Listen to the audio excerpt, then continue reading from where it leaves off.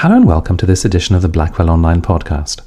My name is George Miller, and my guest today is Lucy Worsley, who's just published a wonderfully entertaining, lively, and at times even poignant history of life at the courts of George I, and especially George II. What makes the book especially attractive is the attention she pays not just to the great and good, but also to the servants and functionaries who so rarely feature in royal histories. Besides being a writer and broadcaster, Lucy also works at Kensington Palace, where much of her book, Courtiers, takes place.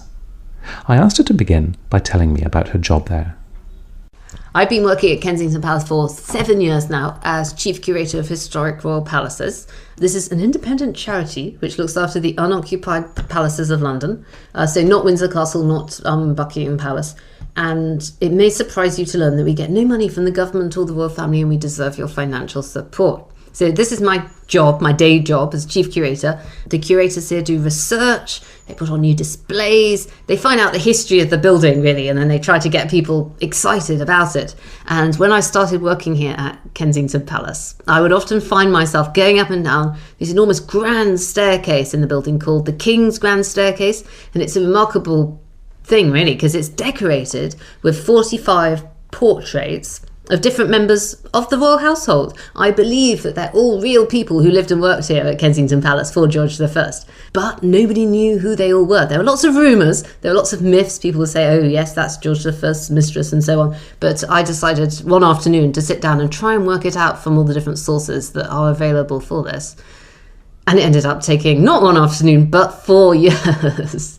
And the book is one of the results. Yes, exactly. As a result of this sort of little bright idea I had one afternoon, I ended up writing a whole book about life at the Georgian court, particularly concentrating on the people below stairs who really knew what was going on. They are, the people, the servants in any institution, the people who are standing watching in the corner, they often have a really unique insight into what the great and the good are doing sort of up there in the stratosphere. So that's what drew me to the portraits on the stairs, really, the idea that they were people who were witnesses. They were witnesses to the kings and the queens, and the goings on in the Georgian family in the early Georgian period are just amazing. There are babies kidnapped, there are tearful deathbed reconciliations, there's all sorts of drama going on in the royal family that people don't know about because they think that George I, George II are boring and dull and German. So I've tried to do my bit to make people realise just what fascinating characters they are, really. But getting at those lives below stairs is notoriously difficult, isn't it? I mean, they are the lives that are partly hidden. So how did you get some purchase on them? Yeah, that's a very good point. And a lot of the people who lived at court below stairs, we just don't know that much about them because the records don't survive. So I had to pick a selection of characters from both above and below stairs to write about. So I have included Queen Caroline, for example, who I just think is the most underestimated queen in the whole British history. She was very fat, she was very funny, she was a German immigrant, she was interested in philosophy.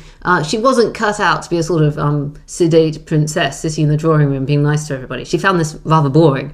And one of the things that have shaped my views of Caroline are the views of her own favourite servants. In particular, one of my characters is George Harvey, the Vice-Chamberlain of the court, who has many vices of his own, not least his sodomy. He was clearly bisexual. He worshipped Caroline. They had an incredibly close relationship. And he was sort of like her gay best friend. They used to spend every morning together, and he would entertain her with witty and scurrilous conversation. And when she died, he was absolutely heartbroken by it. And as was her equerry, Peter Wentworth, another character from below stairs. So part of the reason that I admire her so much is because the people who worked for her really were devoted to her.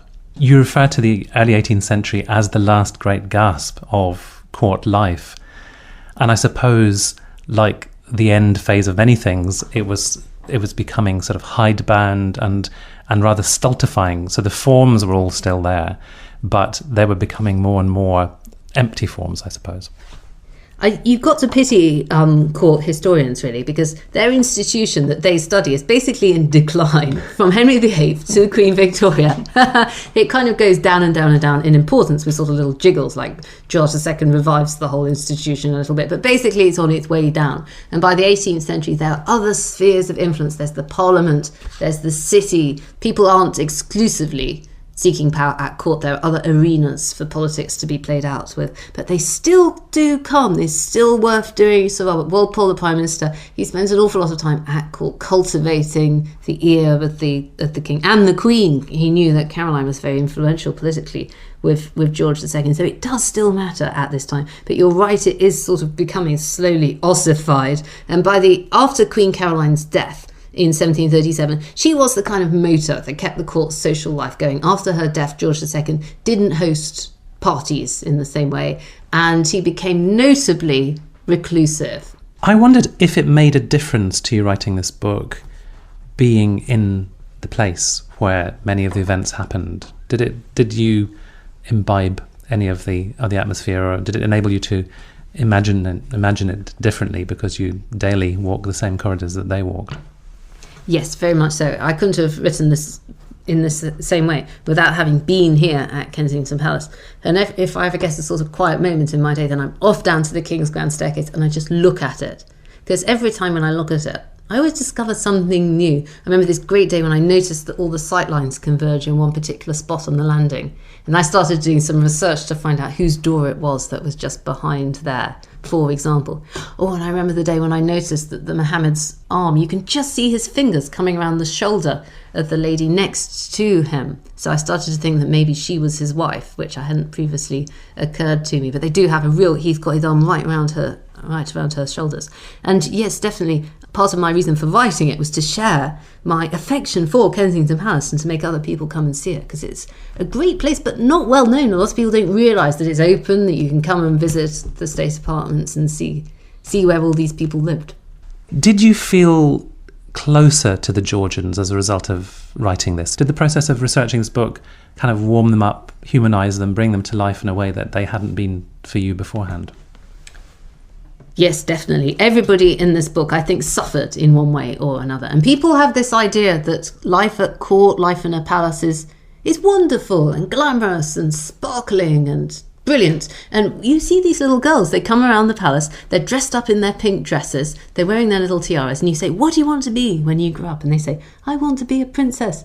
Oh, that's such a wrong thing to think. I mean, I think it's in many ways, the court is a gilded cage. The people caught in the cage, particularly the women, really suffer for it. They have a life that's superficially very luxurious and glamorous, but actually they lack a lot of freedom, ability to develop normal relationships. They really pay a high price for their high status. So I see them all as sort of victims of a machine, really. I feel a great sense of empathy and sympathy for all of these courtiers in my book. Lucy Worsley. Courtiers is out now in hardback. That's all for this edition of the Blackwell podcast, but you can find out more about the featured title, as well as several million others, by going to the Blackwell's website at blackwell.co.uk. There's also a podcast archive there with around 100 interviews to explore. I hope you'll join me again soon for another Blackwell's online podcast, and until then, thank you very much for listening, and goodbye.